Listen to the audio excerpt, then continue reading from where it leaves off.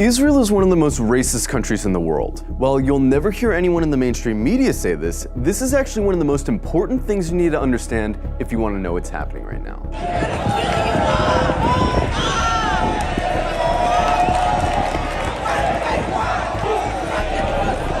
From its inception, the whole idea of Israel as a country was based on racism.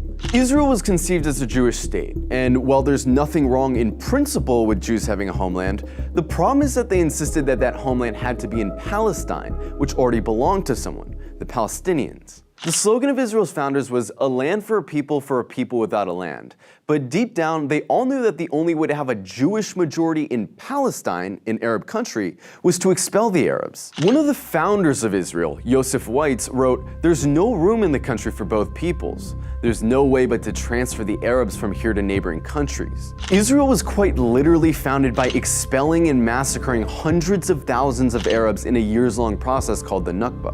And when you found a country based on racial exclusion, you're gonna get a culture that fosters and celebrates racial exclusion. Because countries that commit terrible atrocities rarely acknowledge committing those atrocities. And the presence of Palestinians who remained in Palestine became a constant reminder, not only of the violence that founded Israel, but of the constantly looming threat that they might come back and try to reclaim their land.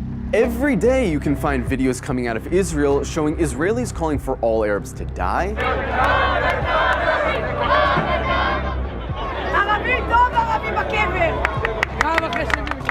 insulting the Prophet Muhammad,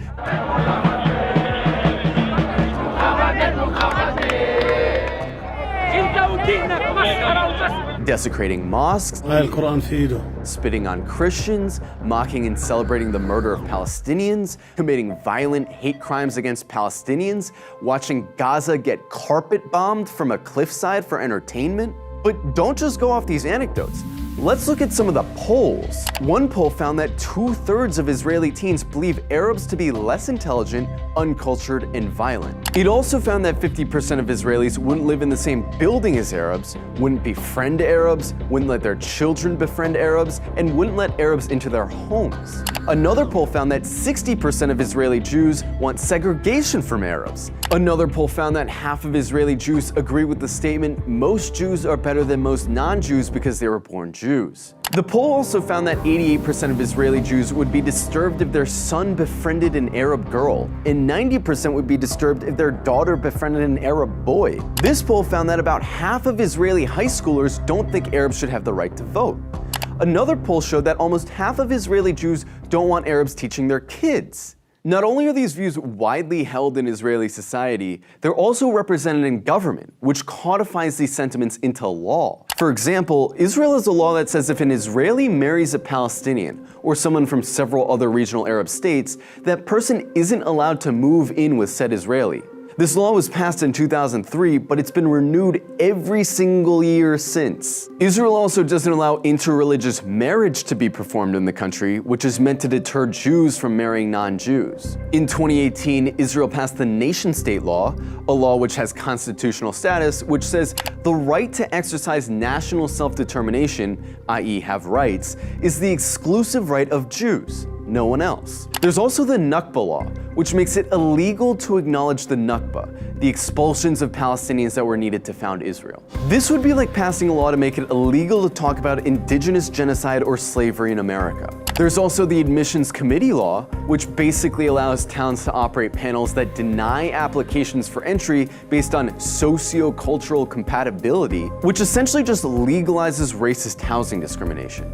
In Israel, advocating genocide of Palestinians doesn't hurt your chances of holding a high position in government. And in fact, in many cases, it helps. In 2014, Israeli lawmaker Ayelet Shaked wrote an unhinged rant on Facebook, calling all Palestinians enemy combatants and saying their mothers should be killed for giving birth to, quote, little snakes. The next year, she was appointed Minister of Justice by Benjamin Netanyahu.